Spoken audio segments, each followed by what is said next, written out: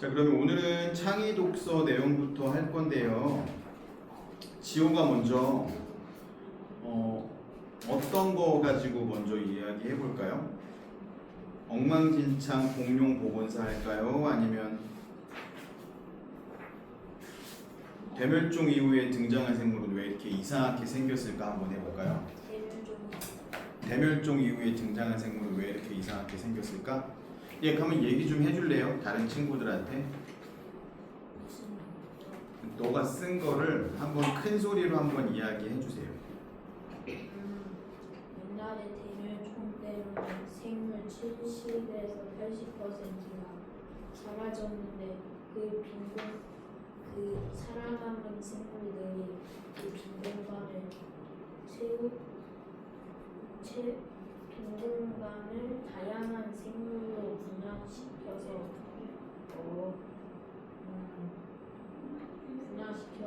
채우는 걸 적응방산이라고 해요. 적응방산. 끝? 네.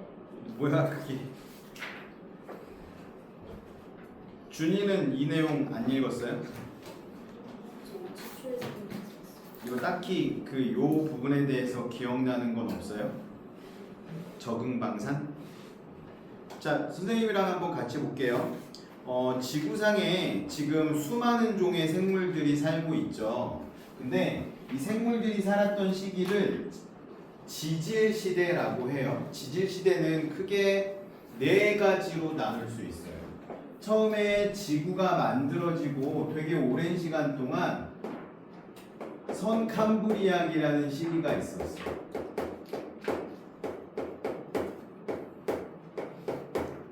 그리고 고생대라는 시기가 있었고요. 고생대 이후에 중생대라는 시기가 있었어요. 그리고 지금은 신생대라는 시대를 우리가 살고 있어. 그러면 글씨에서 보다시피 옛 고자야. 중은 가운데 중자겠죠? 신은 무슨 신자겠어요? 새로운 신. 새로운 시대라는 뜻이야. 우리는 지금 이 신생대를 살아가고 있다라고 생각하면 될 것 같고요. 이렇게 시대 구분을 하는 이유는 이때마다 생물종의 대변혁이 일어났기 때문에 식물 구분을 해요. 근데 이 선캄브리아 시기는 지구가 만들어진 다음부터 이제 생명이 처음 등장하기까지 굉장히 오랜 시간이 흘렀고, 처음 만들어진 생물들은 복잡하지 않았고 되게 단순한 구조였었기 때문에, 그리고 종류가 그렇게 많지도 않아요. 이 선캄브리아 시대에는 살았던 생물들을 우리가 화석으로 볼 수 있는데 크게 두 가지 화석이 있어요. 스트로마톨라이트라는 화석이 있고, 스트로마톨라이트라는 화석은 남세균이라는 세균이 이렇게 뭉쳐져서 만들어진 화석인데, 이건 우리나라에서도 발견이 돼. 우리나라에서 특별히 어디서 많이 발견되냐면 백령도라는 섬 들어본 적 있어요? 백령도라는 섬은 우리나라에서 가장 북쪽에 있는 섬 중에 하나야. 그래서 우리나라 땅보다, 우리나라 본토보다 북한 땅하고 더 가까운 섬이야, 백령도는. 그래서 지금 거기에는 주민들이 살고 계시기도 하지만 해병대가 백령도를 지키고 있어요. 백령도, 연평도 이런 데 들어봤죠? 꽃게가 많이 나는 곳이야. 그래서 그 백령도에 가면 이 선캄브리아 시기의 화석인 그 스트로마톨라이트라는 거를 볼 수 있어.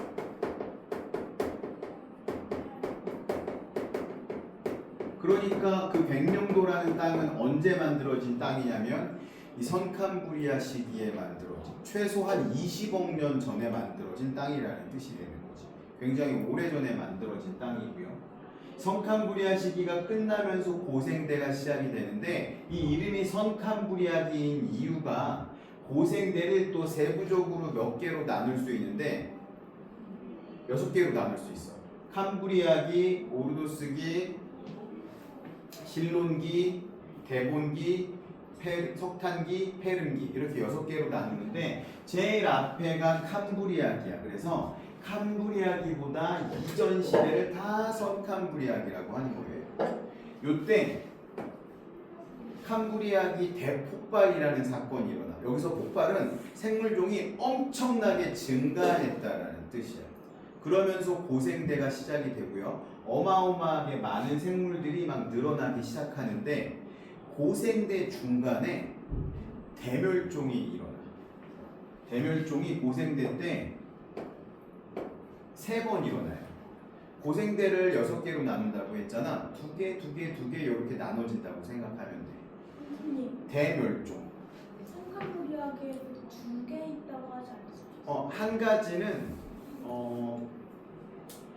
우리나라에서는 볼 수 없고 호주에 가면 에디아카라 언덕이라는 데가 있는데 그 언덕에서만 발견된 화석들이야. 그래서 에디아카라에서 발견된 동물이라는 뜻으로 에디아카라 동물군이라고 불러요. 근데 거기서 발견된 화석은 해면, 해파리 이런 동물들이 막 뭉쳐져서 발견이 됐는데 그 딱 2가지밖에 없어. 스트로마톨라이트하고 에디아카라 동물군.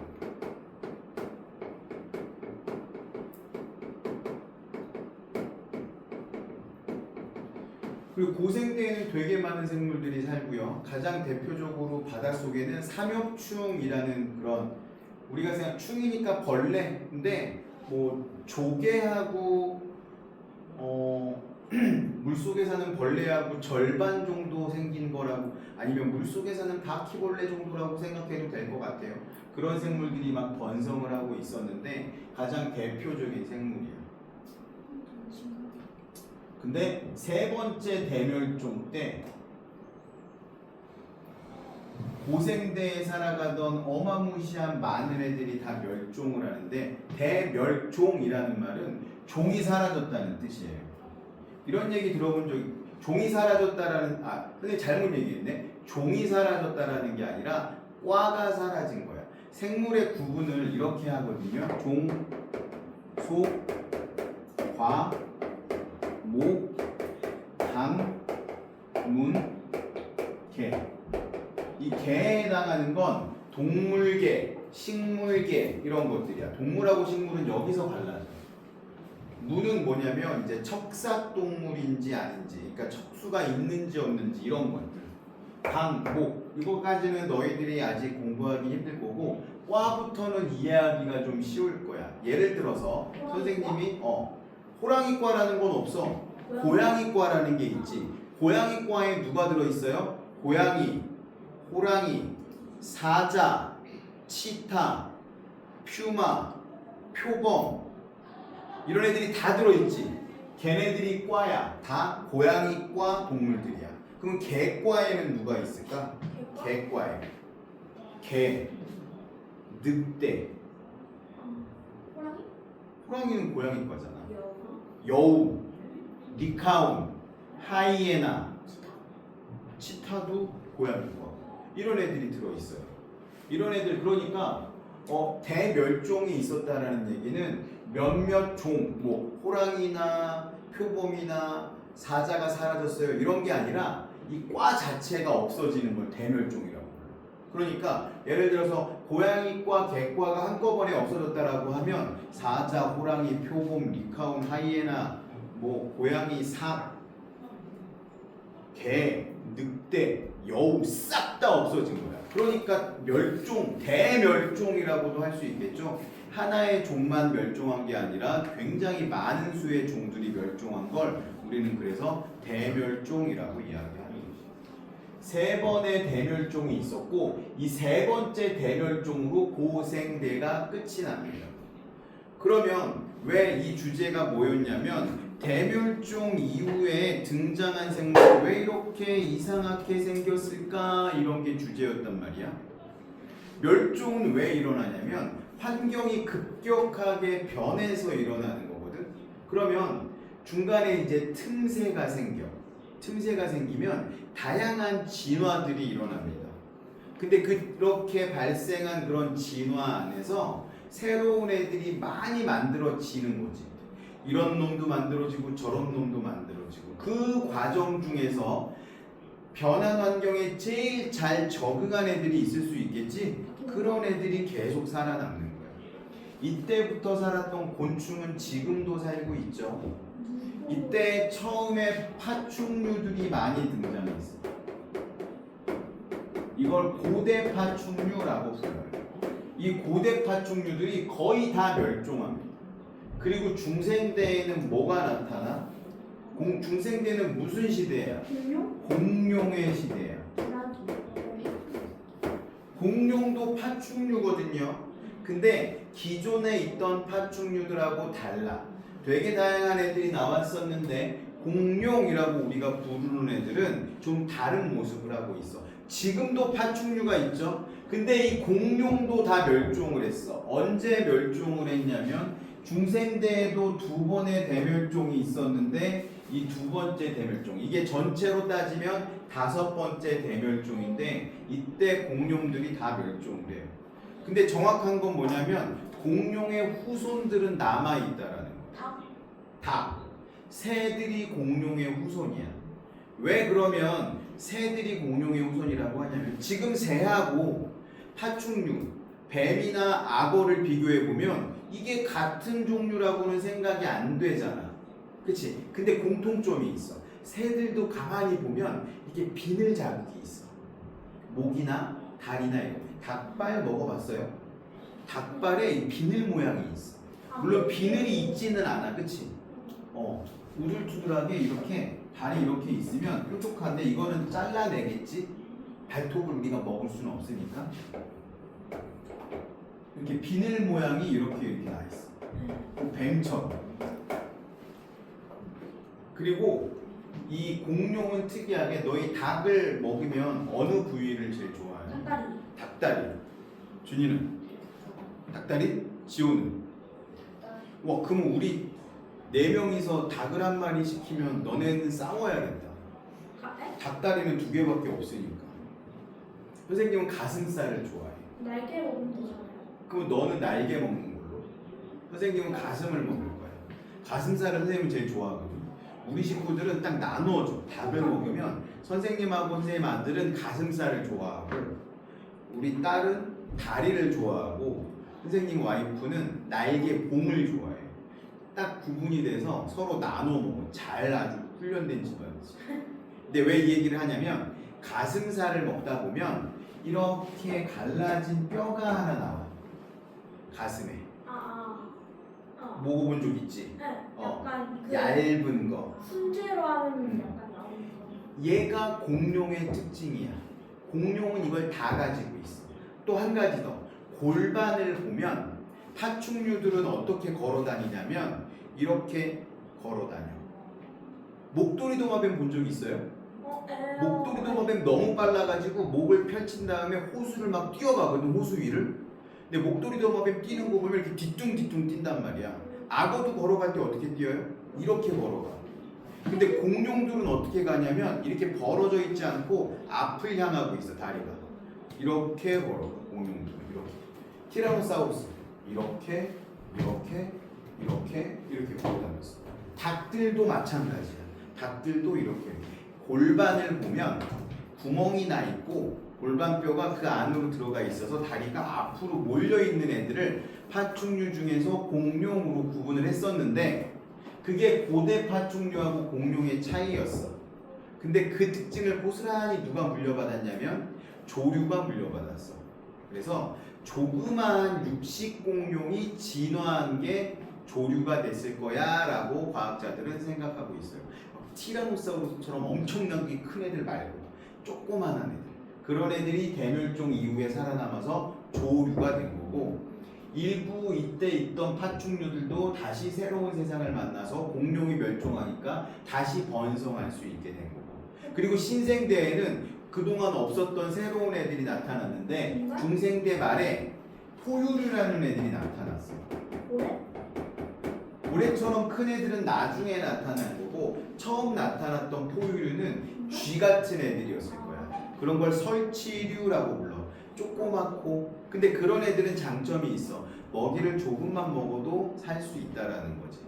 이 중생대는 왜 멸종이 일어났냐면 어마어마하게 큰 한 지름이 10km 정도 되는 거대한 운석이 지구에 떨어졌다라고 생각을 하고 있어 과학자들은. 그 흔적이 지금도 남아 있어. 멕시코라는 나라 들어봤어요? 멕시코라는 나라는 미국 밑에 있는 나라인데 이번에 월드컵 개최했죠. 멕시코에서 이 북미 대륙이라고 하면 여기 이제 알래스카 쪽이 있고 미국이 이렇게 캐나다, 미국, 그다음에 여기가 멕시코인데 이런 식으로 휘어져 있는 데가 있거든요. 여기를 유카탄 반도라고 하는데 이 유카탄 반도 쪽에 지름이 10km 정도 되는 운석이 떨어져 있던 크레이터 흔적이 있어. 근데 얘가 조금만 더 먼저 떨어져 가지고 태평양에 떨어졌거나 조금 늦게 떨어져서 대서양에 떨어졌으면 이런 대멸종은 없었을지도 몰라. 내륙에 떨어지면서 불타오르기 시작하고, 물론 태평양이나 대서양에 떨어져서도 엄청난 지진의 일이 일어났을 거긴 하지만 땅에 떨어지면서 엄청난 불과 화산 폭발과 이런 걸로 인해서 지구의 대기가 완전히 햇빛이 들어오지 못할 정도로 어두워졌을 거예요. 그러면서 생물들이 살 수 없는 환경이 돼버린 거지. 그게 1, 2년 지속된 게 아니라 이런 화산 폭발이나 지구의 축이 뒤틀리면서 그런 것들이 몇만 년 동안 지속이 됐을 거야. 그래서 공룡들이 싹 다 멸종하고 일부 남은 애들. 그러니까 봐봐. 이런 식으로 대멸종이라는 거는 엄청난 변화거든. 이런 변화가 있으니까 새로운 것들이 없어진 틈새를 막 찾아서 새로운 애들이 막 나타나기 시작하는 거지. 그게 아까 지호가 얘기했던 거지. 그럼 타조도 그 공룡이에요? 타조도 공룡의 후예지. 타조들 뛰어다닐 때 옆으로 뛰어다니지 않잖아. 앞으로 뛰어다니잖아. 타조도 닭이니까요. 그래서 파충류인데 뭐 부리를 가진 애들, 꼬리에 전갈처럼 독을 쏘는 애들, 이런 뭐 독특한 애들이 많이 태어나. 근데 이건 이런 동물들뿐만이 아니라 우리가 사람들이 만드는 물건도 마찬가지야. 이 교재에 그런 식으로 나와 있거든요. 비행기가 처음 만들어졌을 때 되게 많은 사람들이 비행기를 설계를 했단 말이야. 되게 다양한 비행기가 만들어졌지만 지금은 비행기가 어때? 거의 비슷한 모양이지. 어떤 식으로 생겼어? 기다란 동체에 날개가 길게 있고, 그리고 수줍고리 날개가 있고, 받침하는 날개가 뒤에 하나 더 있고, 대부분 이런 식으로 생겼단 말이에요. 전투기는 조금 날렵하긴 하죠. 전투기는 조금 날렵하긴 하지만 전투기들도 대부분 비슷한 형상을 띠고 있어. 이런 식으로. 처음에는 굉장히 다양한 디자인이 나올 수 있지만 가장 잘 적응한, 그러니까 가장 효율적인 모습을 따라가게 되는 거지. 자동차도 마찬가지잖아. 대부분의 자동차가 어떻게 생겼어요? 크게 뭐 요즘은 두 가지 형태로 나눌 수 있을 것 같아. 승용차를 기준으로 하면 이렇게 날렵하게 생긴 세단형 자동차하고, 물론 이 앞부분은 이렇게 날카롭게 해서 스포츠카처럼 달리기도 하고, 아니면 이런 식으로 꺾이기도 하고, 아니면 좀 두툼하게 가족들을 많이 태울 수 있는 이런 SUV 형태의 자동차를, 거의 대부분 이렇게 생겼지. 근데 자동차가 처음 나왔을 때는 이거는 마차처럼 생겼었거든. 근데 그런 환경은 이렇게 어울리지 않아. 그리고 다 모든 차가 뭐가 있어요? 사이드 미러가 있죠. 왜? 봐야 되니까. 속도가 빨라지니까. 또 브레이크가 다 있어야 되고, 안전벨트를 또 다 법령에 의해서 설치해야 되고, 이렇게 규칙이 정해지면서 그 비슷한 형태로 가게 된다는 거지. 근데 이제 앞으로 또 어떤 일이 일어날까? 우리가 하늘을 나는 그런 자동차가 만들어지기 시작하면, 사실은 처음에는 다양한 것들이 나올 수 있겠지만 어느 정도 시간이 지나면 비슷한 모양으로 다 바뀌어가지 않을까? 이게 이 교재에서, 우리 책에서 얘기했던 그런 내용인 것 같아요. 대멸종을 하면 7, 80%가 사라지기 때문에 새로운 틈새라는 게 생겨. 새로운 아무도 없는 땅, 그러면 거기에는 새로운 형태의 모습들이 많이 태어나겠지. 처음에는 진화가 빨리빨리 일어날 거야. 아무도 없으니까 막 다양한 변이가 일어나서 다양한 진화가 일어나다가 시간이 지나면 그 진화의 속도는 조금씩 느려지기 시작하는 거지. 그러면서 좀 쓸데없는 모양으로 진화한 애들은 도태돼서 사라질 거고, 환경에 가장 잘 적응한 친구들이 살아남으면서 나타나게 되는 거죠. 그래서 쥐라기 백악기 때 잘 적응했던 적응 방산한 동물들이 공룡이었는데 백악기가 끝나면서 그런 급격한 환경 변화를 견디지 못하고 다 멸종을 해요. 그리고 지금 우리는 공룡을 닭의 형태로밖에 볼 수 없는 거지. 이런 새 형태로밖에. 우리가 모두 다 죽고 나면 또 새로운 종이 나타날 수 있겠지. 사람은 너무 특이한 종이야. 단일 종이거든. 사람은 다 똑같은 종이야. 이런 생물이 없어. 단일 종인 생물. 다 다른 종이야. 종이 되게 많거든. 사람만 유일하게 단일 종. 지구상에 있는 생명들 중에서. 준이 그러면 그 생명에 대해서 읽은 거 그거 같이 한번 이야기해 볼까요?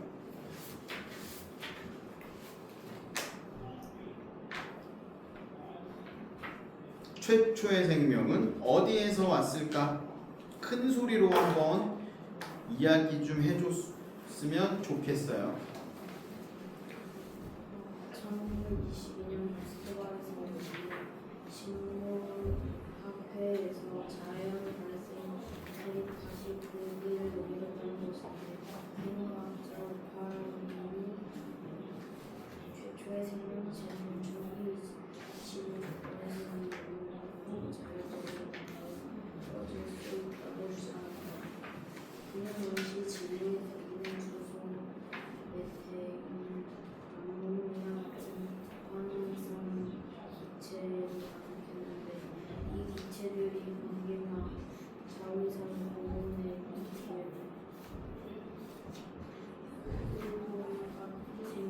같은 중소총을 작용을 통해 단순한 유기화학이 우주 암모니아 등과 결합해 복잡한 유기화합물이 되어 같은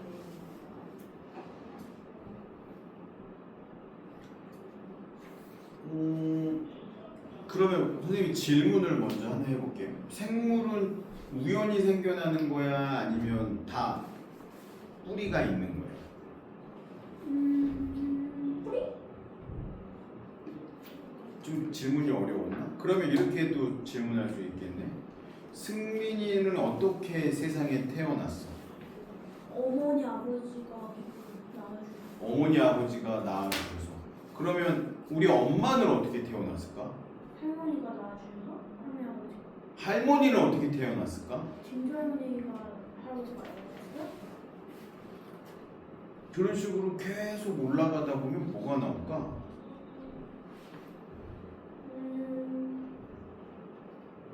최초에 있는? 그 질문을 하고 있는 거야.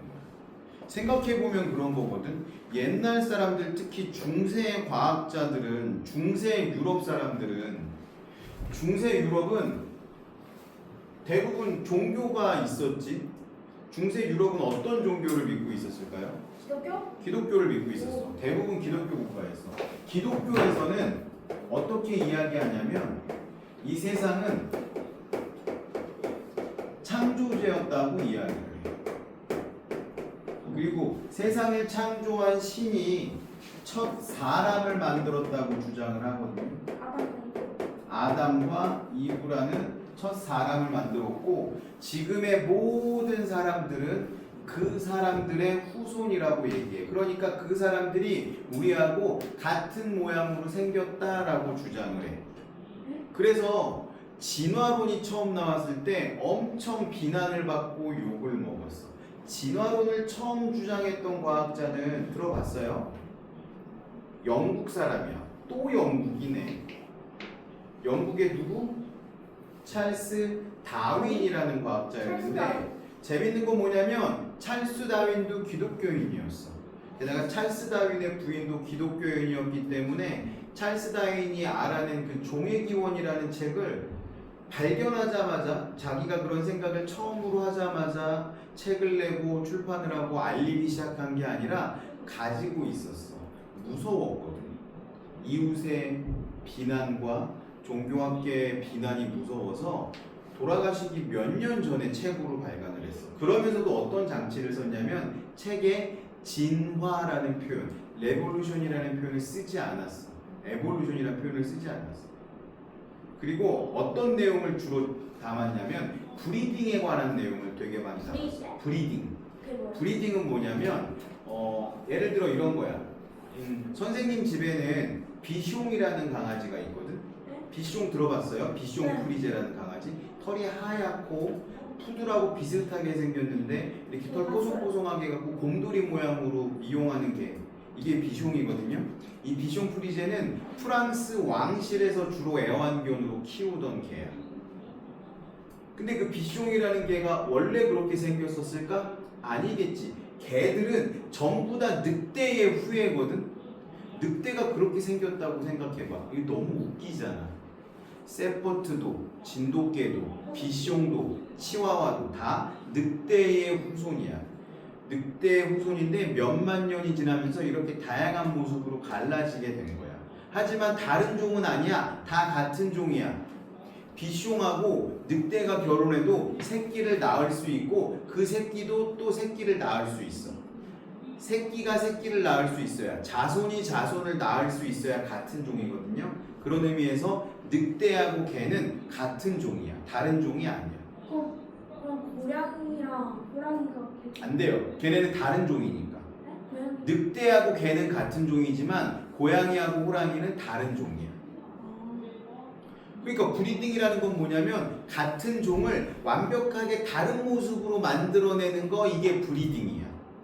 그 당시 영국에서는 뭐가 유행이었냐면 비둘기들을 교배시켜서 자기만의 색깔을 가진 비둘기를 만드는 게 유행이었는데, 그렇게 브리딩, 그래서 이 찰스 다윈은 이 종의 기원이라는 책 안에 그런 비둘기의 브리딩에 관한 내용을 잔뜩 써놓고, 봐, 이런 식으로 전달이 돼서 이런 것들이 새로운 형태의 것들이 만들어질 수도 있어. 그게 엄청난 긴 세대를 지나면 어떻게 되겠어? 전혀 다른 종이 나타나는 거야 라면서 진화에 대한 첫 단추를 띄우게 된 거지. 무서웠던 거야. 그래서 변명 비슷한 거. 나도 창조를 믿지만 어쩌면 창조가 끝이 아니야. 생물들은 이런 식으로 바뀔 수 있으니까. 근데 옛날 사람들은, 중세 유럽인들은 어떻게 생각했냐면 지금 있는 모습 그대로 창조됐다고 믿고 있었어. 그러니까 이 생각에 반하는 이야기를 해야 되니까 좀 무서웠겠지. 근데 지금도 여전히 창조를 믿는 사람들이 많이 있지만 대부분의 과학자들은 처음 생명이 만들어졌을 때 이런 식이 아니었을 거야 라고 주장을 하고, 옛날 사람들의 큰 그런 논쟁거리가 있었어. 닭이 먼저냐 달걀이 먼저냐. 닭이 알을 낳았어. 그러면 그 닭도 언젠가는 알에서 깨어났을 거란 말이지. 그럼 그 닭의 알은 계속 거꾸로 올라가면 뭐가 있냐? 창조론에서는 뭐가 있어요? 닭이 있어. 왜? 신이 닭을 창조했으니까. 근데 생각해봐. 혹시 신이 알을 먼저 만들지 않았을까? 이렇게 생각할 수도 있는 거잖아. 근데 이제 과학자들은 거슬러 올라가면서 진화라는 과정을 거치면서 이렇게 만들어진 이런 다양한 생물들이 적응과 진화를 통해서 이렇게 새로운 모습들이 나타나고 다양해지는데, 그 처음에 대해서 이야기하는 거지. 중세 이전 사람들은 그냥 자연적으로 생명 자체가 난다고 생각했어요. 왜냐면 창조를 믿고 있기 때문에 이런 미생물이나 이런 것도 당연히 그렇게 생겨난다고 생각했어요. 선생님이 몇 년 전에 태국을 갔는데 태국 사람들은 새우가 비가 내리면 그냥 웅덩이에서 막 생긴다고 믿고 있더라고요. 요즘도 그런 사람이 있는지는 모르겠지만 그만큼 새우가 많이 나. 그 나라는. 우리나라에서 새우는 좀 비싼 음식 재료에 속하는데 태국에서 새우는 우리나라처럼 그렇게 비싼 식재료가 아니에요. 베트남도 마찬가지. 이번에 선생님이 여행을 가서 새우를 엄청 많이 먹고 왔거든. 새우 10마리를 선생님 손가락 2마디보다 정도 되는 두꺼운 새우를 한 10마리 정도를 우리나라 돈으로 한 10,000원에서 15,000원에 먹었던 거. 매 끼니마다 새우를 먹었거든. 매 끼니마다 한국에서 그렇게 새우를 먹었으면 그것뿐만 아니라 다른 것들도 엄청 먹었으니까 계속 뭐 10몇만 원씩 나왔을 텐데, 내 식구가 4만 원, 35,000원, 뭐 많이 먹은 날이 한 6만 원이지. 그날은 새우를 한 30마리 먹었나. 그만큼 새우가 많이. 근데 이 생각을 바꾼 게 누구였냐면 파스테르라는 사람이 있어. 파스테르라는 사람이 어떻게 했냐면 플라스크에다가 고깃국을 넣었어.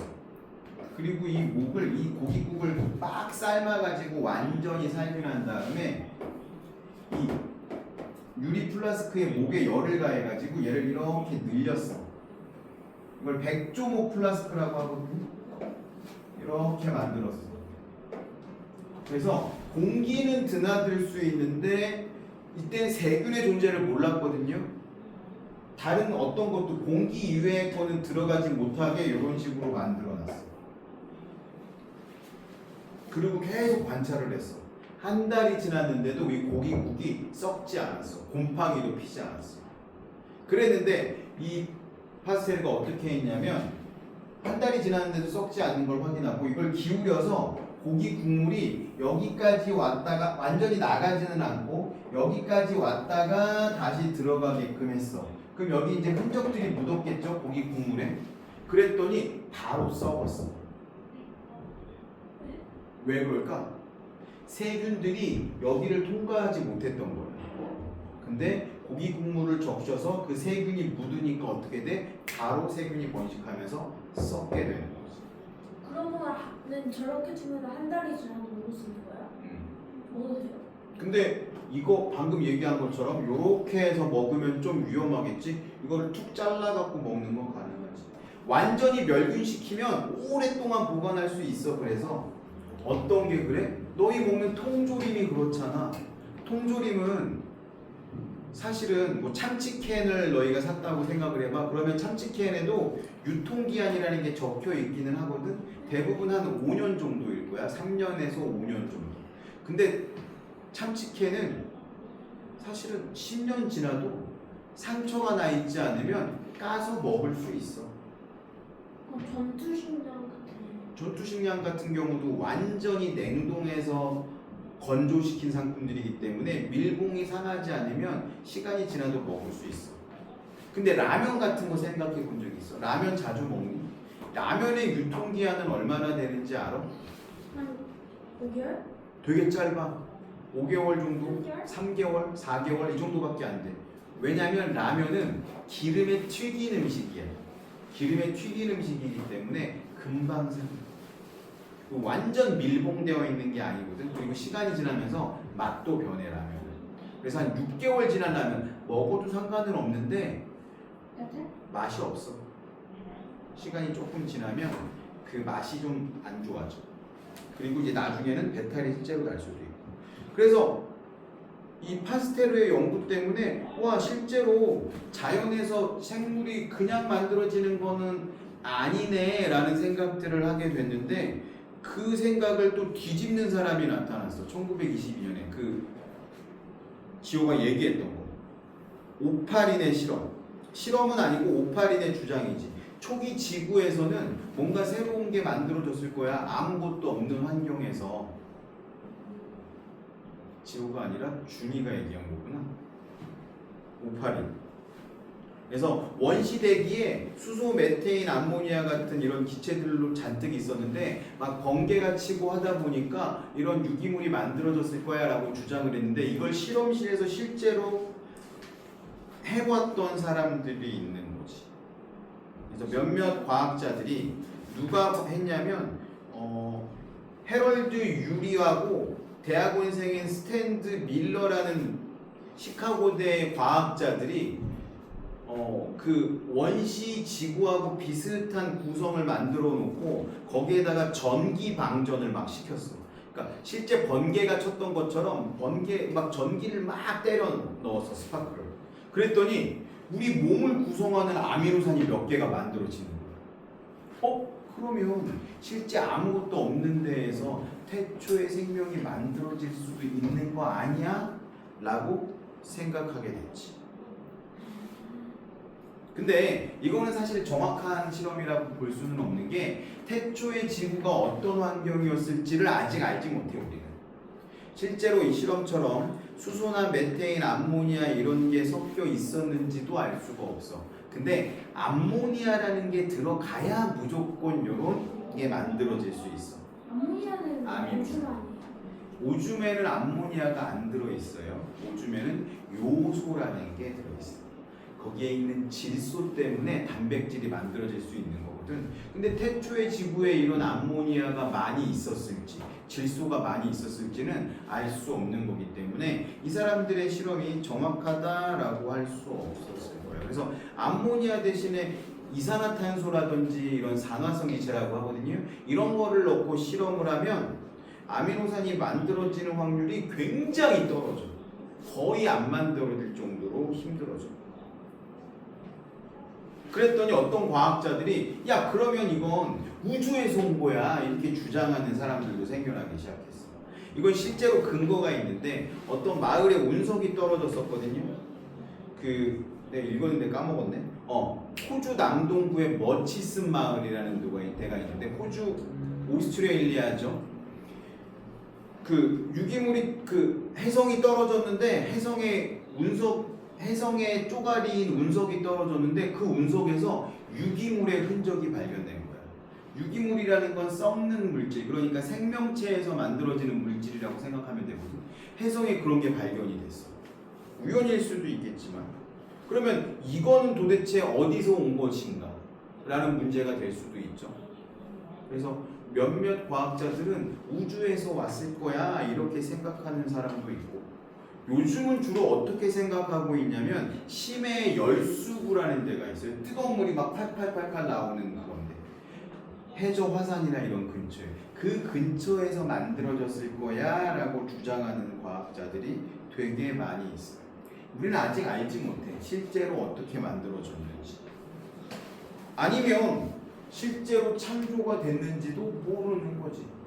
이 과정에 신이 존재해서 그 힌트를 주거나 길잡이를 했을 수도 있는 노릇인 거고 과학자들이 아직 명확히 밝혀내지는 못했다라는 거죠. 들어보니까 어때요? 준 너의 생각은 어때? 이 주제를 처음에 너가 얘기했으니까 생명체는 우연히 만들어지는 거야? 아니면 쫓아가다 보면 무언가가 있는 것 같아? 뭔가 있는 것 같지. 이런 거를 연구하는 게 과학자의 역할이죠. 승민이는 어때? 숙제를 안 했지만 내용은 읽었지? 어떻게 생각해? 넌 창조야? 기독교니? 기독교 아니야? 그렇게 생각할 수도 있어. 무교지만 신의 존재를 믿을 수 있는 거니까 신이 만들었다고 사실은 그렇게 얘기하면 너무 간편해. 근데 번개가 친다고 해서 또 한 사람이 태어난다 해도 번개가 또 쳐서 다른 사람 태어나기 전에 그 사람이 죽잖아. 그런 거지. 그러니까 만약에 번개가 쳐서 사람이 만들어지고 고등 생명체가 만들어진다는 건 아니고 처음 만들어졌던 건 되게 미미하고 작은 이런 것들이 만들어지고 오랜 시간 동안 진화와 이런 과정들을 거쳐서 점점 고등한 생명체들이 나타난다라는 거지. 그러니까 좀 다른 개념이라고 볼 수 있겠죠. 근데 이거는 우리가 사실 정확히 밝혀낼 수가 없어. 아직은 과학기술이 그만큼 발전하지 못했고 하나만 사실 알면 되는 거거든. 하나만 발명되면 모든 게 끝나는 거야. 불가능한 거라고 난 생각하지만 물리학적으로 타임머신을 타고 그러면 지구가 처음 만들어지는 45억 년 전에 한번 가보고 한 40억 년 전에 한번 가보고 공룡들이 잔뜩 살고 있는 그 2억 년 전에 한번 가보면 될 거잖아. 만약에 창조됐다라고 하면 거기에 사람들이 같이 살고 있었어야 되는 거고 아니면 그 이전에 성캄브리아 시기에서 고생대로 넘어가는 그 시기에 가보면 물론 이제 여러 가지 환경적인 제약이 있겠지만 타임머신이 만들어진다면 이런 것들이 다 밝혀질 수 있을 거고 그냥 타임머신이 물리학적으로는 만들어낼 수 없다라고 생각하는 이유는 뭐냐면 타임머신이 있어서 역사가 바뀌었다라면 그 흔적이 분명히 나타나야 되는데 우리는 그 흔적을 1도 발견할 수 없다라는 거지. 타임머신은 앞으로도 영원히 만들어질 수 없다라는 게 저의 생각이에요. 자, 그러면 요 주제는 오늘은 여기까지 하고요. 다음 주제는 어떤 거로 할 거냐면 챕터 3 동물은 왜 그래? 동물은 왜 그래? 6가지의 주제가 있거든요. 동물은 왜 그래 해서 앞에 3개. 대머리 독수리는 왜 대머리가 됐을까? 알면 알수록 기묘한 동물 문어. 방울뱀의 꼬리 속에는 뭐가 들어있을까? 요렇게 3가지 주제를 가지고 이야기해 볼 거고요. 다음 달에 뭐 다른 거 읽어도 상관없어. 동물은 왜 그래? 6가지 주제 중에서 3개를 써봅시다. 그리고 넉 주 남았잖아요. 다음 달이. 곤충은 왜 그래? 식물은 왜 그래? 그리고 마지막에 이상하게 빠져드는 과학 지문하고 이 책을 마무리할 거예요. 9월달까지 해서 이 교재는 끝나고 10월달부터는 다른 책으로 할 거예요. 끝까지 잘 읽어보세요. 동물은 왜 그래 파트를 다 읽어보는 거예요. 알겠죠? 정말 그 친구 동물은 왜 그래? 동물은 왜 그래? 챕터 3 파트. 첫 주제가 뭐였어? 사람은 왜 그래? 이거 한 달 동안 했어요, 우리. 그리고 두 번째 뭐였어? 공룡은 왜 그래? 한 달 동안 했고요. 근데 이제는 좀 빨리 진행을 할 거야. 원래 선생님이 계획했던 건 요거 한 달에 하나 끝내는 거였는데 얘는 좀 내용도 복잡하고 같이 이야기할 거리가 많아서 지금 석 달째 하고 있는 거죠. 그래서 다음 달까지만 마무리하도록 하고 그 다음 달부터는 다른 교재로 넘어가도록 할게요. 있죠? 자, 그러면 우리 ESC 교재를 한번 펴보도록 합시다. 자, 오늘의 주제는요, 역학적 에너지 전환과 보존. 지난주에 했던 문제 중에서 풀어본 거 중에서 잘 안 풀리는 이야기 있으면 선생님이랑 같이 좀 풀어볼까요? 어떤 게 있었어? 풀리는 건 없었는데 좀 고치는 건 있어요. 몇 번? 1, 2, 3, 4, 5번 10번 15번 18번 20번 오, 많이 틀렸네. 5번 한번 볼게요. 5번 되게 중요한 문제예요. 136쪽에 5번. 그래프는 수평면 위에 질량이 2kg인 물체를 이동시킬 때 이동 거리와 작용하는 힘의 관계를 나타낸 것이다. 선생님이 그래프를 한번 그려볼게요.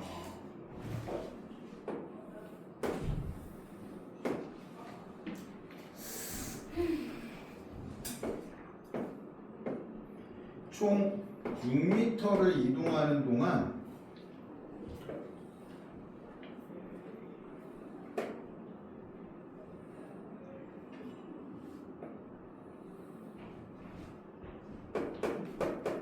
힘, 거리 이런 모양의 그래프가 그려져 있네요. 처음에 출발해서 2m 이동하는 동안은 2N의 힘을 썼고요. 2초부터 4초까지는 4N의 힘을 썼고 4초부터 6초까지는 힘이 점점 줄어들었네요. 이런 문제는 어떻게 푼다 그랬죠? 이 아랫부분의 넓이가 뭐라 그랬어요? 이 아랫부분의 넓이가 한 1의 아니라 그랬죠? 그러면 이 모양의 넓이를 구할 수 있으면 되겠네. 일단 잘라서 계산해 볼게요. 요 앞에 2초 동안의 정사각형, 그리고 2초부터 4초 동안의 요 직사각형, 그리고 4초부터 6초 동안의 이 직사각형, 요 세 가지를 비교해 보면 되겠다. 그렇죠?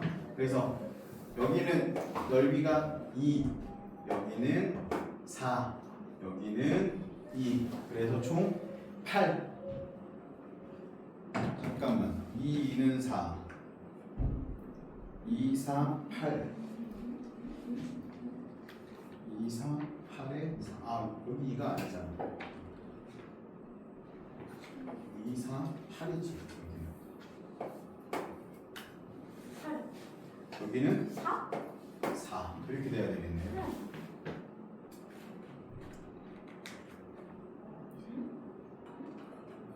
이상하지 않니?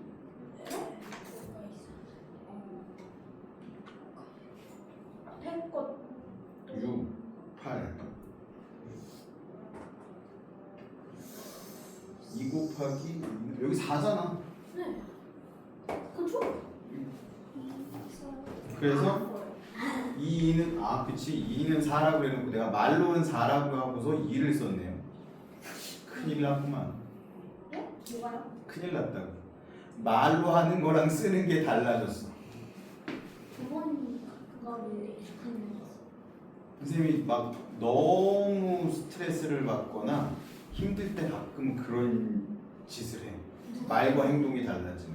누구 때문에? 너 때문에. 너가 맨날 숙제 안 해오고 그러니까 이제 안 그럴 거지? 자, 그래서 다 더하면 몇이에요? 16이네요. 1의 양은 16줄. 16줄 아니지. 18줄. 16줄. 16줄이죠. 너님이 집중하고 있나 안 하나 본 거예요. 자, 그 다음에 12번도 되게 중요한 문제인데 질량이 10kg인 물체가 옥상에 놓여 있는데 베란다를 기준으로 할 때와 지면을 기준으로 할 때 물체가 가지는 위치 에너지. 위치 에너지는 어떻게 구한다 그랬죠? 위치 에너지는 M 곱하기 G 곱하기 H라고 했었죠. 여기서 M은 뭐예요? M? 미터? M은 질량이고요. 단위는 킬로그램. G는 중력 가속도. 얘는 9.81이죠. H는 뭐예요? 높이. 단위는 미터. 그러면 지금 옥상까지의 높이는 바닥에서 옥상까지의 높이는 집이 지금 이런 집이야. 옥상까지의 높이는 3m고요. 베란다까지의 높이는 2m네요. 그리고 여기에 있어 지금. 그럼 기준을 바닥으로 하면 이 높이에 해당하는 게 3이 돼야 되고 기준을 여기 베란다라고 하면 높이가 몇 미터가 돼야 돼요? 1미터가 돼야 되겠죠? 요만큼만 기준하는 거니까 그쵸? 그러면 계산이 달라지겠네. 먼저 베란다 기준으로 한번 해봅시다. 근데 중력가 속도는 9.8로 하라고 했죠? 어떻게 해야 될까요? 얘가 10kg이라고 나와있나요? 10kg이야. 그대로 집어넣으면 돼. 식이 위치 에너지인데 기준이 어디였어요? 베란다였어. 그러면 10kg 곱하기 9.8 곱하기 1m 하면 몇이 나와요? 98줄이 나오네요. 근데 위치 에너지인데 이번에는 어디를 기준으로 해요? 베란다? 바닥. 지금 베란다 구한 거잖아. 그러면 이번엔 지면을 기준으로 하는 거예요. 지면을 기준으로 하면 3m죠 높이가. 그러면 똑같이 10kg 곱하기 9.8 곱하기 3 하면 되겠네요. 몇이 나올까요? 270 더하기 24니까 294 맞겠죠? 아니죠? 네? 맞지 않아요? 아니군요. 맞지 않아요? 98 곱하기 4니까 294. 맞지 않아요? 틀렸네요. 294죠. 몇 번이에요 그러면? 아닌가? 맞아. 뭐라 했지? 2번이네요. 이렇게 풀면 됩니다. 풀 수 있겠죠? 위치 에너지. 자, 그리고 나서 이제 오늘 거 보도록 할게요. 준이 또 어떤 거 틀렸다고? 11번? 뒤에 거 하나만 더 해봅시다. 11번? 저기까지 안 돼. 아니요, 11번은 좀 쉬워서 딴 거 하려고. 17번? 8번? 아니면 12번? 22번 좀 20. 2번 22번. 22번 같이 볼게요. 139쪽에 22번. 질량이 2kg인 물체를 1m 높이만큼 천천히 들어 올려서 수평 방향으로 3m 이동한 다음에 1m 높이에 올려놓고 1m를 밀었대. 자, 이거 생각해 봐야 돼. 과학에서의 일인 것과 과학에서의 일이 아닌 것을 구분해야 됩니다. 일단 처음에 바닥에 있던 걸 내가 들었어. 이건 일한 거예요, 안 한 거예요? 일한 거야. 근데 이걸 든 상태에서 앞으로 이동을 했어. 3m. 이건 일한 거예요, 일 안 한 거예요? 안 한 거예요. 일 안 한 거예요. 그리고 책상 위에 올려놓은 상태에서 1m를 밀었어. 이건 일한 거예요, 일한 거 아니에요? 아니. 일한 거예요. 아, 일이란 건 뭐라 그랬어? 힘 주는 방향으로 이동해야지 일을 한 거라 그랬죠? 처음에 뭐예요? 바닥에 있던 걸 들어 올리는 행동은 지구가 물체를 끌어당기고 있는데 반대 방향으로 내가 들어 올린 거죠? 그러니까 일한 거야. 근데 가만히 들고서 앞으로 걸어갔어. 지구는 지금 아래로 끌어당기고 있는데 내가 위로 든 게 아니라 그냥 들고 있는 상태에서 앞으로 간 건 일한 거 아니라 그랬죠? 그리고 내려놓고 앞으로 밀었네 1m. 이거는 일한 거죠. 내가 앞으로 힘을 줬는데 앞으로 움직였으니까. 그래서 사람이 한 일은 수직 방향으로 한 일하고 물체를 민 일의 양만 계산하면 되겠네요. 그러면 들어 올릴 때는 위치 에너지 2 곱하기 몇 미터 올렸냐면 1m 올렸으니까 9.8 곱하기 2 곱하기 1 해서 19.6. 그리고 앞으로 이동한 건 3N의 힘으로 3m 이동시켰네요. 1m 이동했으니까 3 곱하기 1 마찰력이 3N이라고 했으니까 3N을 이겨내야지 밀 수 있겠죠. 그래서 22.6 나오겠네요.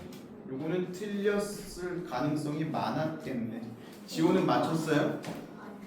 틀렸어요. 자, 그러면 이제 뒤에 11강 역학적 에너지 전환과 보존 같이 공부하도록 할게요. 우리가 지난 시간에 두 개의 에너지를 배웠어요. 어떤 에너지였냐면 높이에 따른, 그러니까 중력에 따른 위치 에너지라는 거 배웠고요.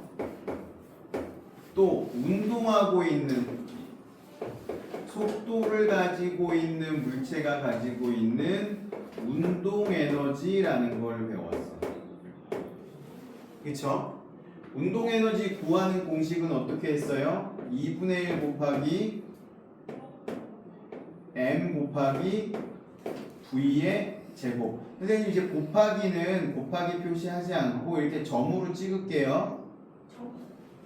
곱하기랑 똑같은 뜻이에요. 위치 에너지는 어떻게 구했죠? 위치 에너지? m 곱하기 g 곱하기 저요? h. 그렇죠? 이 m은 질량, 단위는 킬로그램, g는 중력 가속도. 얘는 몇이에요? 9.8. 이건 상수예요, 상수. 숫자. h는 높이, 단위는 미터. v는 속 뭐예요?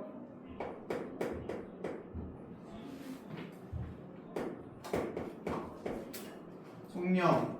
단위는 미터 퍼 세컨즈. 무슨 뜻인지 알죠? 1초 동안 몇 미터를 갔냐 이런 이야기니까. 자, 요거를 기억하고 있어야 돼. 위치 에너지와 운동 에너지를 구하는 공식들을 기억하고 있어야 오늘 해야 될 것들을 할 수가 있어요. 써주세요. 써 놓으세요. 써 놓으라고 적어준 거예요. 보고 써 놓으세요. 그리고 참고로 하나 더. 우리가 흔히 무게라고 하는 거 있죠? m 곱하기 g가 우리가 무게라고 하는 거예요. 질량 곱하기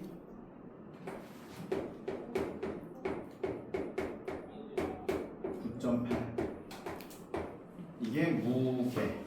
단위는 뉴턴.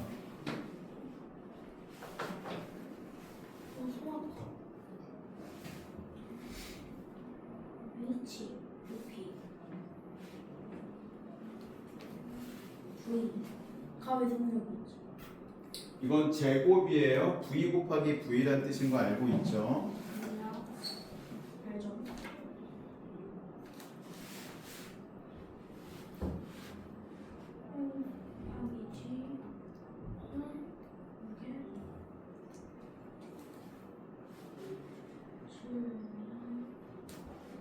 위치,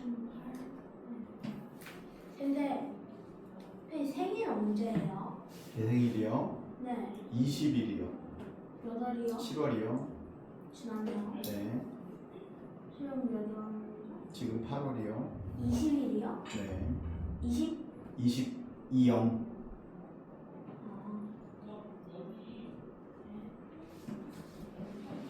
왜? 에? 생일 때 뭐 한 개 사게요? 내 생일 때? 네. 네가? 사주게. 아, 나한테? 네. 에이, 한 달 전에 생각했었어야지. 자, 역학적 에너지 전환과 보존. 역학적 에너지 동그라미 치고 밑줄 좀 칠게요. 1번 물체의 위치 에너지와 운동 에너지의 합. 그래서 역학적 에너지라는 건 여기 나와 있는 거. 역학적 에너지는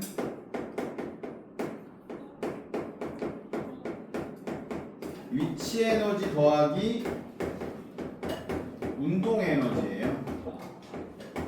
그러면 위치 에너지라는 건 어떨 때 생기는 에너지냐면 어떤 물체가 높이 있을 때 생기는 에너지야. 그쵸? 그리고 운동 에너지는 어떨 때 생기는 에너지냐면 어떤 물체가 움직일 때 생기는 에너지야. 질량은 당연히 있어야지. 질량은 변하는 거 아니죠. 질량은 변하지 않아요. 그러면 이런 거야. 선생님이 야구공을 이렇게 들고, 이게 야구공인데 야구공을 들고 있다고 생각을 해보세요. 지금 위치 에너지는 있어요, 없어요? 바닥을 기준으로 하면, 교실 바닥을 기준으로 하면 위치 에너지 있죠? 높이만큼, 그치? 근데 얘 운동 에너지는 지금 있어요, 없어요? 없어요. 없어요. 왜? 움직임이 0이야. 그러면 아무리 질량이 크다고 하더라도 0을 곱해주면 0이 되겠죠. 근데 이걸 어떻게 하냐면 선생님이 이렇게 접어서 저기 끝에 있는 지호한테 던질 거야. 그러면 선생님 손을 떠나더라도 이 정도 높이가 가지고 있는 위치 에너지가 있을 거고 선생님 손을 떠나는 순간 속력이 생기니까 운동 에너지도 생기겠죠? 그러면 얘는 운동 에너지와 중력 위치 에너지를 다 갖고 있게 되는 게 되겠죠. 오, 잘 던지는데. 주세요. 주세요. 이건 좀. 잘 봐봐. 던져. 준이한테 던질 거야. 네. 이게 정확히 가잖아. 던져봐, 준아. 이게 정확히 오잖아. 너만 바닥에 내팽이 치는 거야, 승민아. 아 이거요? 그러니까 자꾸 내가 생각하는 거하고 말하는 거하고 다르게 이상한 걸 자꾸 쓰잖아. 역학적 에너지. 역학적 에너지라는 건 결국 위치 에너지와 운동 에너지를 더한 에너지인데 역학적 에너지는 서로 전환이 된대. 롤러코스터를 한번 볼게요. 그 옆에 있는 롤러코스터를 한번 볼게요.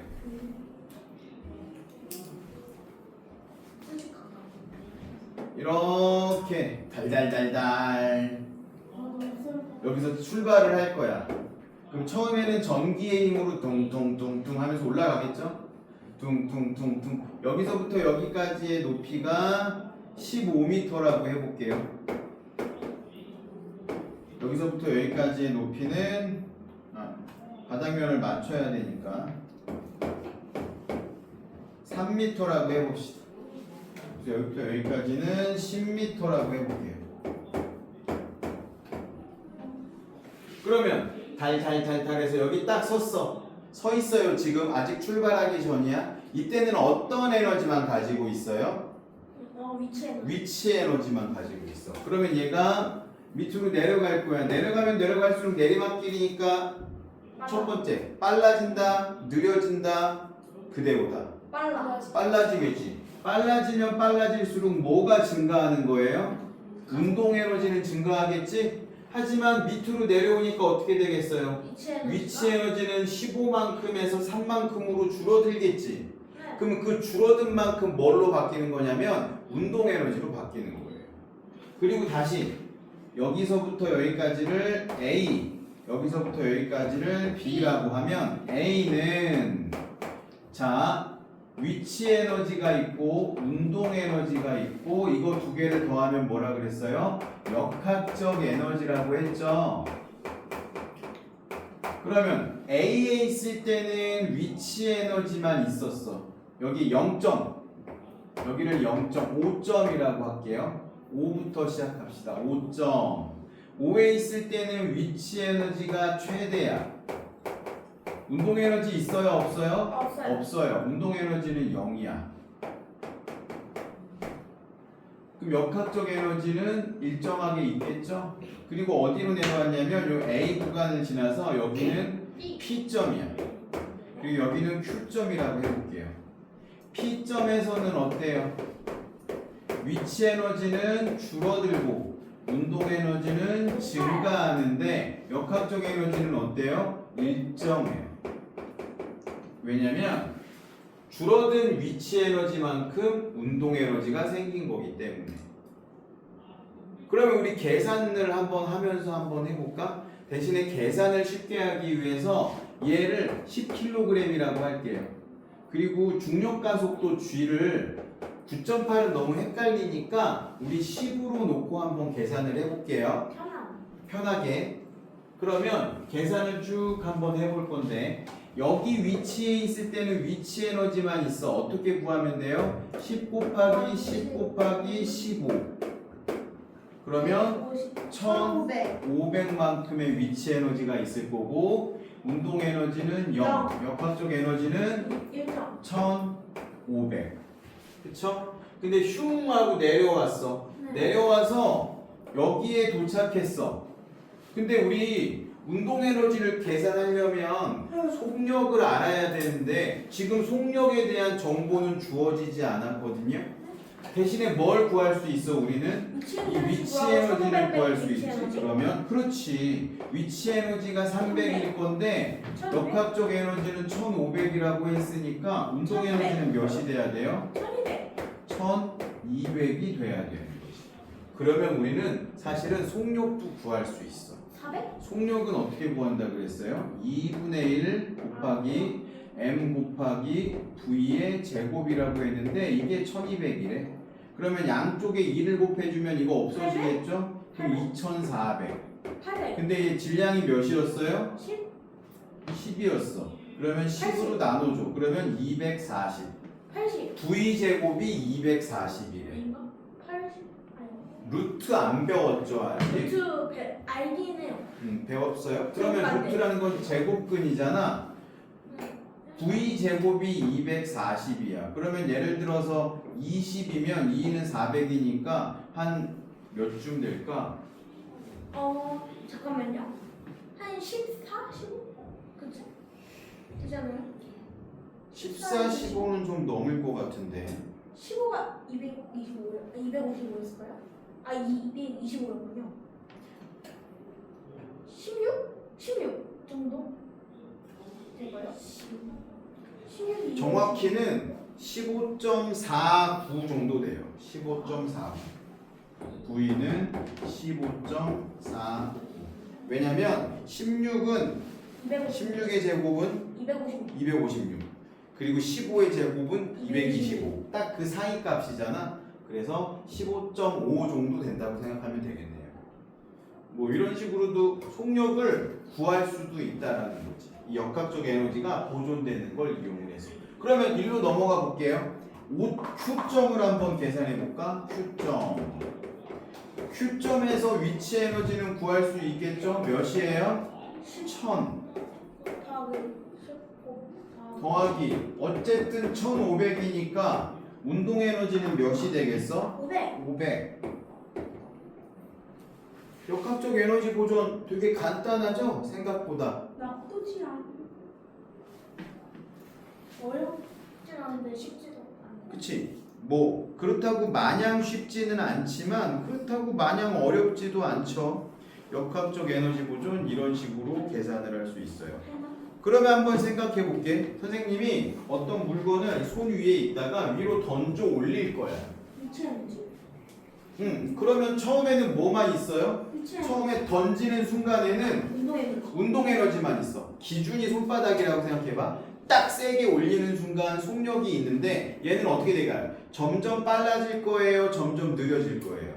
느려지. 점점 느려지겠지. 점점 느려지다가 어느 순간 딱 멈췄다가 다시 밑으로 떨어지면서 점점 다시 빨라지겠죠? 그러면 선생님이 딱 던지는 순간에는 운동 에너지만 가지고 있다가 이 운동 에너지는 점점 줄어들면서 위치 에너지가 증가하다가 딱 멈추는 순간 찰나의 이 순간에는 위치 에너지만 존재하다가 다시 밑으로 떨어지면서 위치 에너지 줄어들면서 점점 운동 에너지가 늘어나겠죠?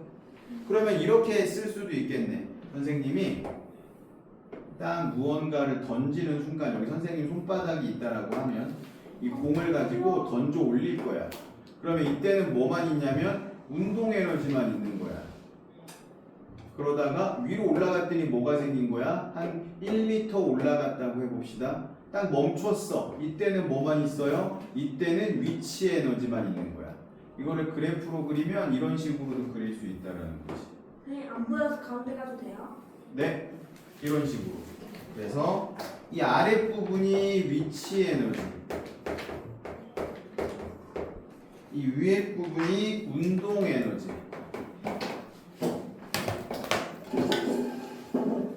아, 선생님 거꾸로 그렸네요. 처음에는 운동 에너지만 있어야 되니까 이런 식으로 그려야겠네요. 아이고, 부러졌다.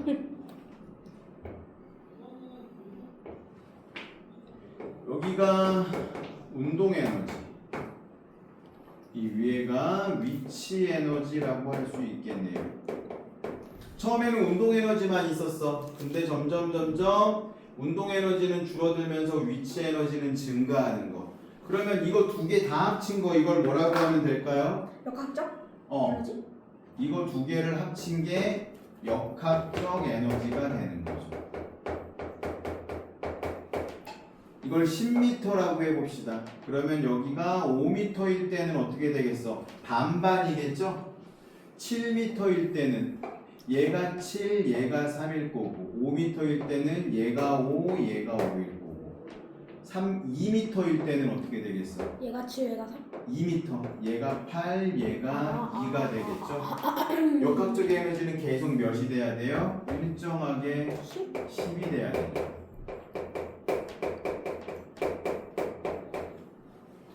역학적 에너지 보존 법칙 생각보다 어렵지 않지? 그냥 위치 에너지 구하는 거랑 운동 에너지 구하는 거 말이에요? 그래서 기준을 뭘로 잡는 게 좋으냐면 역학적 에너지라는 건 위치 에너지를 기준으로 잡으면 좋아. 다시 한번 공식을 써보면 역학적 에너지는 위치 에너지 더하기 운동 에너지 이렇게 쓸 수 있고요. 위치 에너지는 9.8 곱하기 m 곱하기 h. 9.8은 중력 상수라고 했죠. 더하기 2분의 1 곱하기 m v의 제곱. 이렇게 구할 수 있겠네요.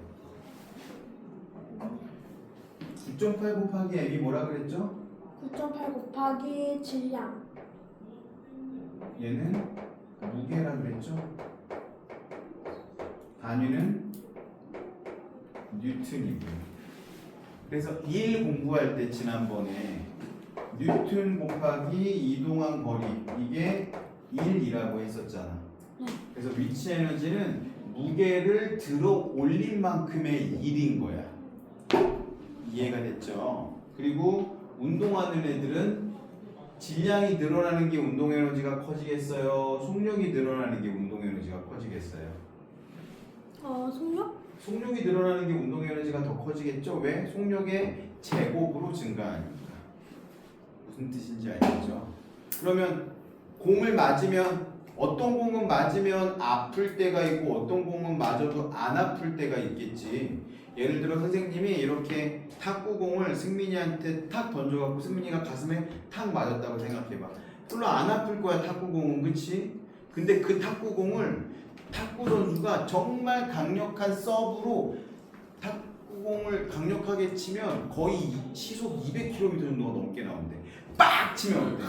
탁구공은 굉장히 가볍지만 굉장히 따끔할 수 있겠죠. 근데 야구공이야. 야구공을 선생님이 이렇게 퉁 던져갖고 머리에 통 맞췄다고 생각해봐. 살짝 던져갖고 퉁 맞으면 아유 깜짝이야 놀랄 수는 있겠지만 아파서 쓰러질 정도는 아니겠지. 근데 누구가 요즘에 누가 제일 유명하지 투수 중에?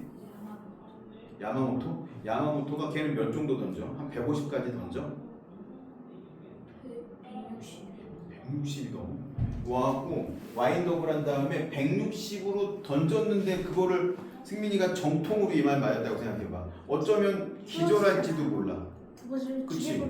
왜? 처음에 선생님이 던질 때 이렇게 던진 거는 속도가 느렸지만 속도가 빨라지니까 엄청 강력한 힘이 됐잖아. 에너지가 엄청 커졌다는 거죠. 그리고 거꾸로 이것도 생각해볼까? 여기가 지금 4층이야. 그러면 창문을 열고 물건을 떨어뜨리면 돼요? 안 돼요? 안 돼요. 안 되겠지. 근데 실수로 내가 물건을 떨어뜨렸는데 지우개를 하나 떨어뜨렸다고 상상만 해보자고. 근데 지나가던 어떤 다른 친구가 맞았다고 생각해봐. 깜짝 놀래긴 하겠지만 뭐 그 친구가 잘못되진 않을 텐데 20층 높이에서 지우개를 떨어뜨리면 그걸로도 심하게 다칠 수 있겠죠. 실제로 그런 사건이 몇 년 전에 일어났었어. 어떤 정신없는 꼬맹이들이 초등학교 4학년이었던 걸로 내가 기억을 하는데 아파트 옥상에서 화분을 아래로 떨어뜨려가지고 일부러 떨어뜨려서 그 고양이 밥을 주던 할머니 머리에 맞아서 할머니가 돌아가신 사건이 있었어요. 용인에서. 잘못된 일이죠. 근데 걔네들이 처벌은 받지 않았다고 해. 촉법이어서. 근데 이제 그 부모들이 이제 계속 변명만 하고 학교에서 배운 거를 실험한 거예요. 이런 거짓말을 해서 여러 사람들이 되게 슬펐던 화도 나고 이런 사건이 있었어요. 조심해야 되는 거죠. 실수라 하더라도 조심해야 되는데, 그렇죠? 자, 그러면 다음 페이지 한번 볼게요. 143쪽. 자유낙하하는 물체의 역학적 에너지 보존. 선생님이 방금 들어 올린 거는 바닥에서 출발했으니까 뭐만 있어서 처음에는 운동 에너지만 있었어요. 근데 운동 에너지가 점점 줄어들면서 위치 에너지가 늘어났죠. 그러다가 마지막 위에 올라갔을 때는 위치 에너지만 있었는데 다시 떨어지면서 위치 에너지는 줄어들고 운동 에너지가 늘어났어. 결국은 뭐야? 역학적 에너지는 계속 보존이 됐네. 그럼 이번에는 그냥 위에서 떨어뜨려 볼게.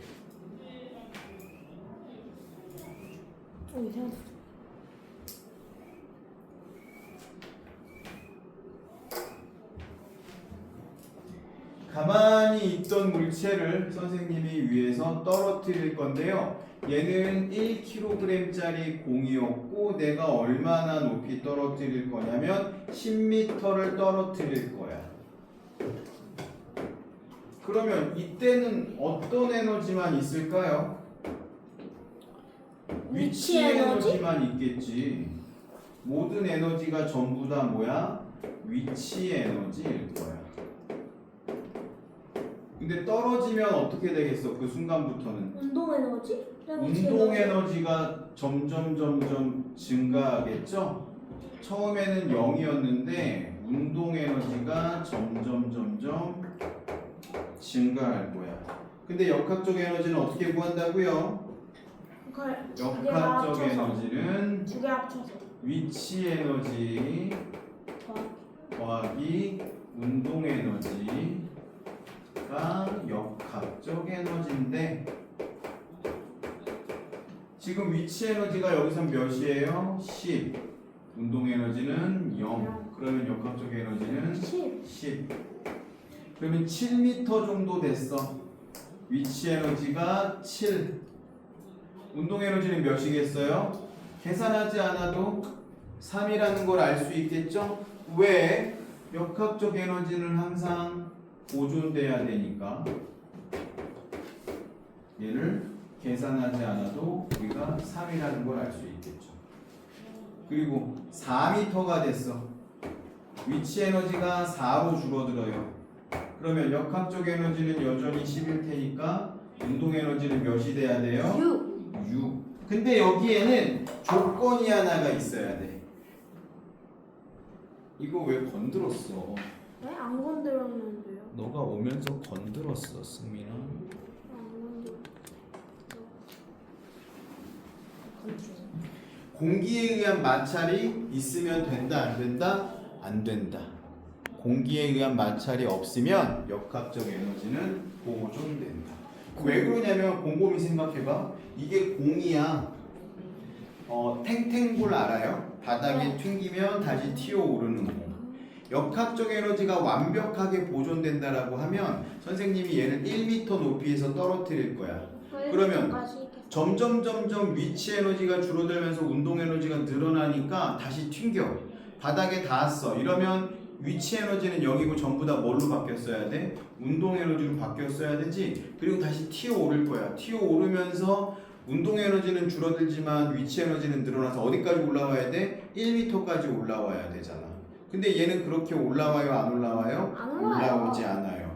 점점 높이가 줄어들다가 결국에는 바닥에 멈춰버릴 거야. 왜 그러냐면 이 역학적 에너지라는 건 위치 에너지랑 운동 에너지랑 합쳐서 역학적 에너지잖아. 근데 우리 세상에는 역학적 에너지뿐만이 아니라 다른 에너지들도 존재하는데 그 에너지로 바뀌기 때문이야.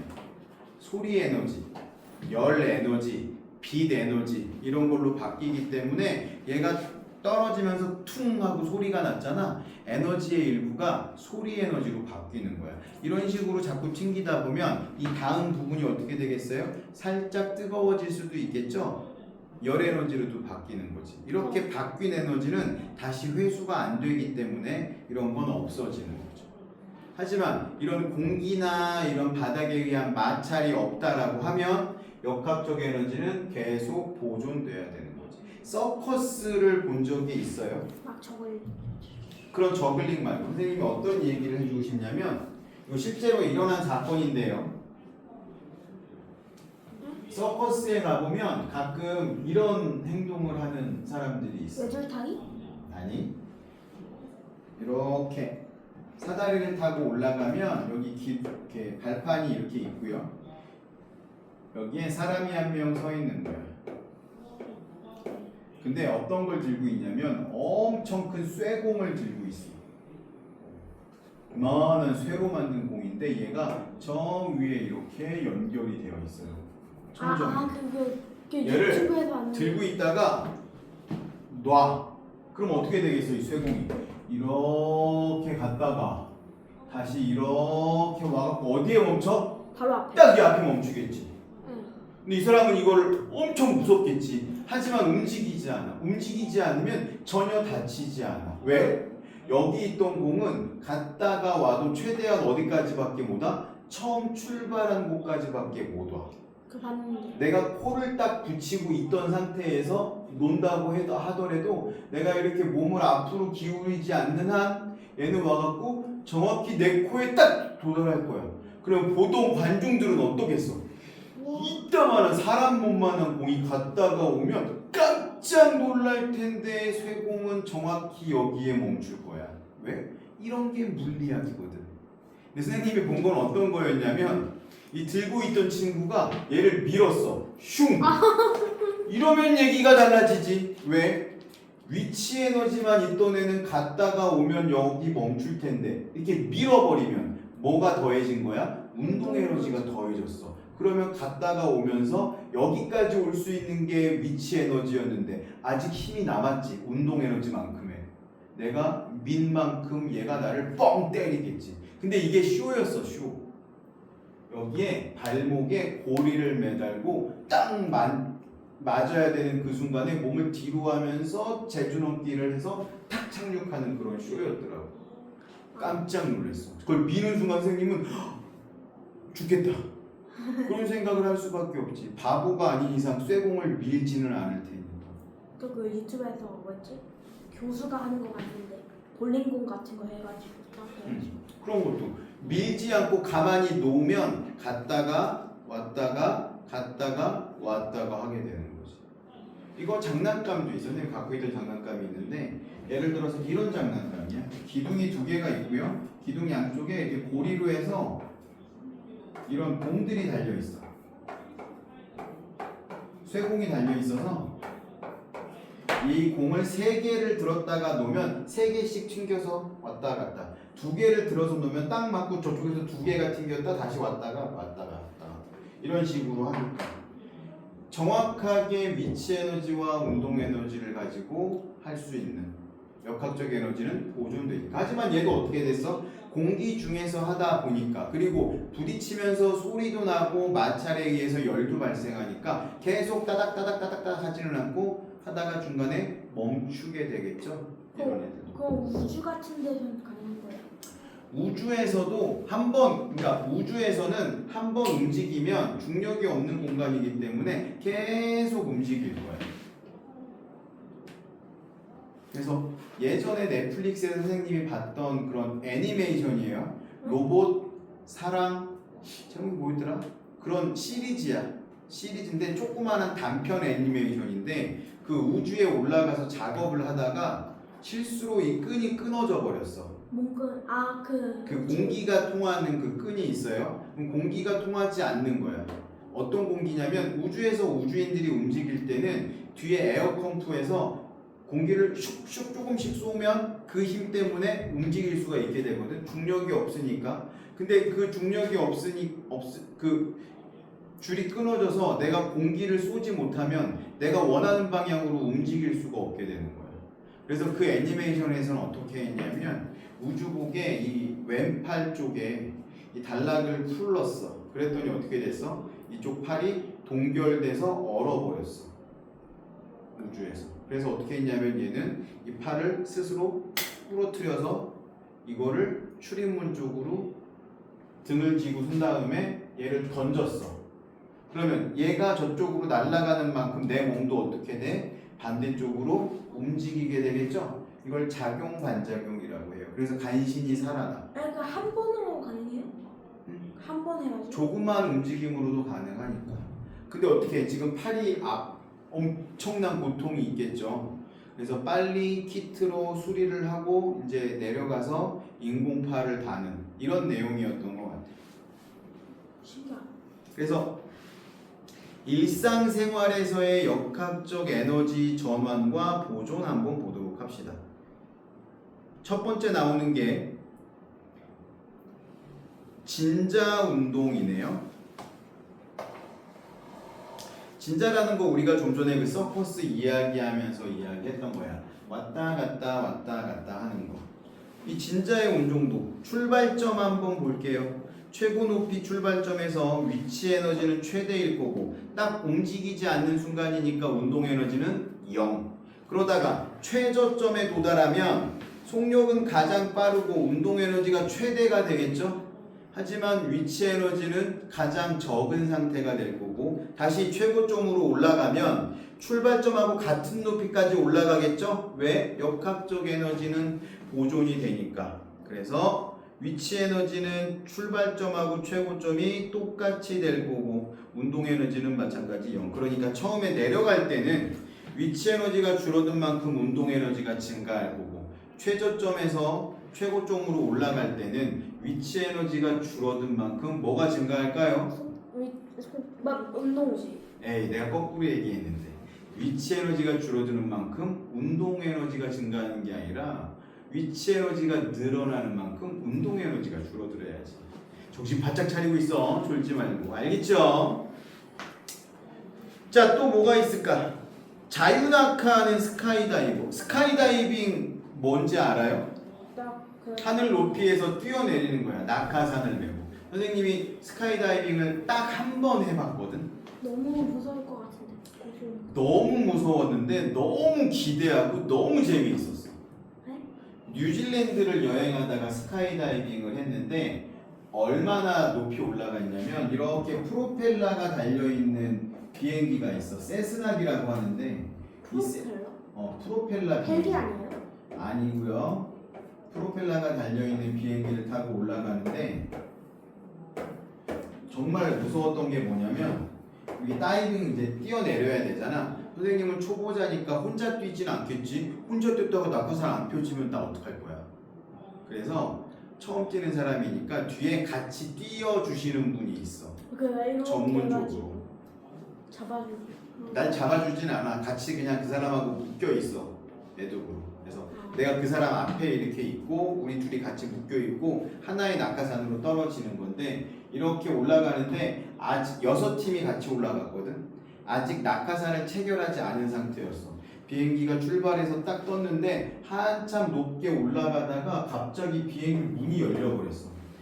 깜짝 놀랐어. 그때 떨어지면 죽는 거야. 왜? 나는 아직 낙하산을 메고 있지 않거든. 너무 놀랐어. 근데 왜요? 바람에 그냥 열렸어. 문이 찍찍이였어. 찍찍이. 왜? 이 네? 비행기는 뭐 하는 비행기야? 이렇게 스카이다이빙 하는 비행기니까 문이 이렇게 꽉 닫고 잠기고 이런 게 아니라 찍찍이로 되어 있는 문이었어. 너무 놀래갖고 닭살 돋고 깜짝 놀랐는데 그때 만약에 비행기가 이렇게 기울어졌으면 거기 타고 있던 사람들 떨어질 수도 있는 그런 상황이었는데 결국 뒤에 딱 다시 붙였어. 그리고 고리를 걸고 쫙 올라가서 15,000피트 정도로 올라갔어요. 15,000피트면 킬로미터로 4.5km 정도 돼. 그러면 백두산의 2배보다 높이 올라간 거야. 5분 동안 올라간 거 아니야 거의? 되게 올라갔어. 되게 올라. 그다음에 이제 뛰기 시작해. 한 팀 뛰고 두 팀 뛰고 선생님이 3번째였거든. 2번째가 내 친구였어. 같이 간 친구가 있었는데 얘 표정이 난 지금도 생각나. 내 표정은 기억 안 나. 내 표정은 안 보고 있었으니까. 얘가 어떤 표정을 짓고 있었냐면 정말 뛰기 싫은 막 그런 너무 무서워하는 막 도살장에 끌려가는 돼지 같은 표정을 하고 있었어. 막 긴장. 얘가 힘이 잔뜩 들어갔더라고. 그 어떻게 했냐면 내가 이제 앞에서 어떤 그 지도하시는 분이 3, 2, 1 점프 이렇게 하거든. 3, 2, 1 점프. 근데 얘가 안 뛰었어. 버텼어. 그래갖고 다시 하면서 3, 2, 1 할 때 내가 얘를 밀었어요. 근데 내가 밀었는데 내 발이 닿지는 않고 얘가 스스로 뛰는 바람에 나는 이제 헛발질을 하게 됐는데 그럼 얼마나 그게 얘 입장에서는 놀랬을까? 누가 밀어갖고 떨어지면 어쩌면 실수를 했을지도 몰라. 오줌을 쌌을지도 몰라. 근데 이제 문제는 뭐냐면 얘 뛰어내렸으니까 그 다음은 나잖아. 갑자기 뛸 생각하는데 저 밑에 너무 집들이 조그맣게 보이는 거야. 그랬더니 어느 순간 봤더니 이제 무섭지도 않아. 너무 조그맣게 보이니까 처음에 되게 무서웠는데 그래서 다시 나도 이제 3, 2, 1에 점프 했는데 뛰었는데 잠깐 정신이 아찔했더니 너무 재밌는 거야. 와 그냥 떨어지는데 바람이 이렇게 올라가고 저기서 만난 친구 떨어지는 거를 이 뒤에 계신 분이 이렇게 펼치니까 속도가 좀 느려지더라고. 그래서 만나서 얼굴 보고 떨어지는 거 보고 막 얼굴이 막 이렇게 바람 때문에 이렇게 돼 있고 그 뒤에 계신 분들은 전문가잖아. 이 사람들은 고글을 끼고 있어. 표정이 이상해지지 않아. 우리는 고글이 없었어. 그냥 맨몸으로 뛰어내렸어. 그러다가 한 1분 정도 내 기억으로는 1분 정도 자유낙하 하다가 낙하산을 팡 하고 펼치니까 그때부터는 천천히 내려와서 바닥에 살포시 착륙을 했지. 재밌어요. 못할 것 같은데요? 속도가 어떻게 되냐면 자 1초에 몇 미터 퍼 세크씩 속도가 빨라진다 그랬죠? 9.8 미터 퍼 세크. 그러니까 처음에 선생님이 점프를 했을 때는 속도가 0이었어요. 근데 1초가 지난 시점에는 9.8 미터 퍼 세컨즈가 됐을 거야. 2초가 됐어. 그러면 속도가 몇이 됐겠어? 19.6 미터 퍼 세크가 됐어. 1초 전보다 2배나 빨라진 거예요. 3초가 됐어. 29점 몇? 4 미터 퍼 세크가 되고 4초가 됐어. 39.2 미터 퍼 세크가 됐어. 2초일 때보다 몇 배? 또 2배. 1초일 때보다 몇 배? 4배 빨라진 거예요. 49점. 그리고 5초가 됐어. 49. 미터 퍼 세크. 이때부턴 한 뛰어내리고 5초 되잖아? 너무 놀래가지고 그냥 거의 멈춰, 한 5초까지는 거의 멈춰 있었던 것 같아. 생각이. 그러다가 점점 빨라지다가 이제 공기하고의 마찰이 생기니까 일정하게 유지되는 공간이 있는 것 같아. 그거는 정확하게는 선생님도 모르겠어요.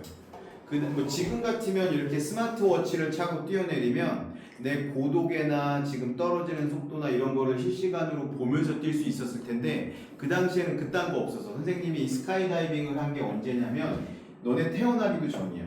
2002년이었거든. 예? 2002년 월드컵 할 때 아니야? 2002년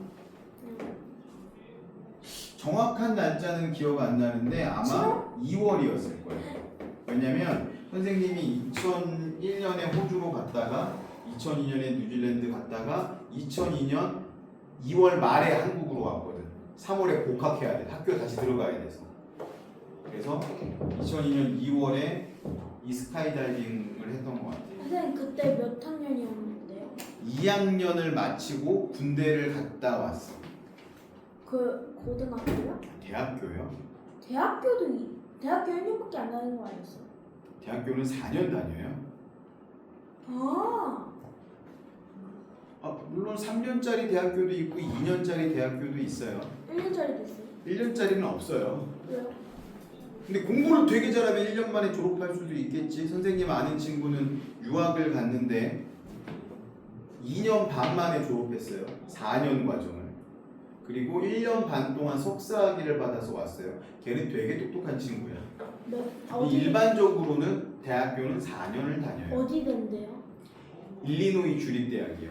에? 모를 거잖아. 내가 얘기해도. 아니 유명한 막 서울대 연세대 고려대 그런 거죠. 서울대 연세대보다 더 들어가기 힘든 학교야. 에? 서울대보다 어려운 학교 있어요? 많아요. 서울대보다. 서울대랑 하버드보다 더 어려운 거 같죠? 아니에요. 그렇지 않아요. 에? 자, 아무튼 그래서 스카이다이빙을 하면 이런 식으로 속도가 점점 빨라지는 거를 경험할 수 있고 스카이다이빙까지 아니더라도 너희가 나이 좀 더 먹으면 번지 점프를 할 수 있겠죠? 번지 점프는 뭔지 알죠? 줄을 달고 뛰어내리는 거. 이것도 마찬가지로 이 정도 속도는 느낄 수 있어. 1, 2, 3, 4, 5, 5초 정도 떨어지면 줄이 팽팽해지면서 팍 하고 튀어오를 거거든요. 아 그럼 너무 아프지 않아요? 아프게 안 하죠. 그래서 초보자들은 어디에 묶고 뛰냐면요, 허리에 묶고 뛰어요. 그럼 허리 끊어지지 않아요? 안 끊어져요. 절대 안 끊어져요. 아니, 그리고 한 번 이상 뛰어본 사람들은 이제 발목에다 묶고 뛰어. 아, 그러면 어떻게 그러지 되냐면 않아요? 사람이 봐봐, 발목에다 묶으면 발목이 빠지지 않는다라는 걸 알고 있으면서도 너무 쫄아서 발을 어떻게 하냐면 뛸 때 이렇게 하고 뛰어. 혹시라도 빠질까봐. 그게 뭔가요? 이렇게요? 이렇게 했는데 발을 이렇게 폈는데 빠질까봐 이렇게 꺾고 뛴다고. 빠지지 말라고. 겁먹어서 대부분. 나 이게 그걸 보면서 난 저러지 말아야지 했는데 나도 뛸 때 이렇게 힘을 잔뜩 주고 있더라고 다리에다가. 빠지지 말라고. 스카이다이빙도 빠진 사람 없죠. 스카이다이빙도 재밌지만 번지 점프도 되게 재밌어요. 다 뭘 이용하는 거야? 지구의 중력을 이용하는 거죠. 위치 에너지가 운동 에너지로 바뀌는 순간을 우리가 스포츠로 즐기는 거죠. 자, 밑에 그러면 개념 확인 문제하고 개념 다지기 문제 한번 풀어보도록 합시다. 개념 다지기? 개념 확인이라면?